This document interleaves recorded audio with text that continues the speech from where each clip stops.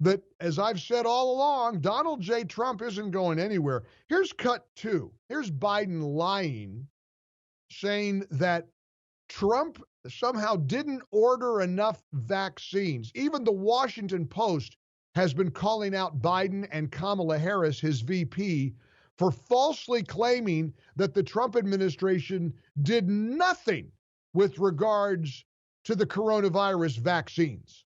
Just over 4 weeks ago, America had no real plan to vaccinate most of the country. My predecessor, as my mother would say, God love him, failed to order enough vaccines, failed to mobilize the effort to administer the shots, failed to set up vaccine centers. That changed the moment we took office. I directed Jeff Zients, my COVID-19 response coordinator, to lead my administration's work with the vaccine manufacturers to buy more vaccines and to speed up delivery. My mother would say, God love him, failed to order enough vaccines. That's a lie, as a matter of fact. As Nick Arima points out at Red State, pray tell, Joe, how did Trump manage to be getting about 1 million people vaccinated a day before you came in if there was no plan in place? Joe writes at Red State, referencing your mother while lying is a really bad look. The vaccine process didn't change the moment Biden came to office. Indeed, Biden was left with a plan. But the Biden administration hasn't stopped whining, pretending like there was nothing and that they weren't told anything ever since. In fact, Biden's goal was what Trump had already achieved, the 1 million vaccines a day goal. Not only did the Trump administration have a plan, they actually had a plan for every state, designed by each of the states so that it could be tailored to their particular needs and abilities. So not a top-down imposed plan, but a tailored plan, which one would think would be even better.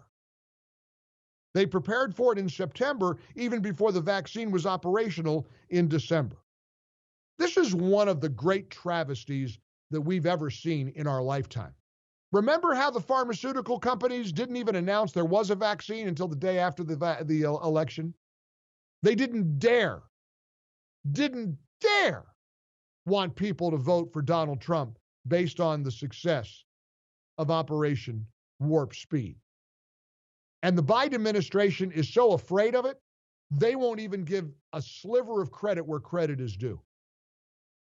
It's absolutely infuriating. Meanwhile, there's a whole bunch of Supreme Court rulings.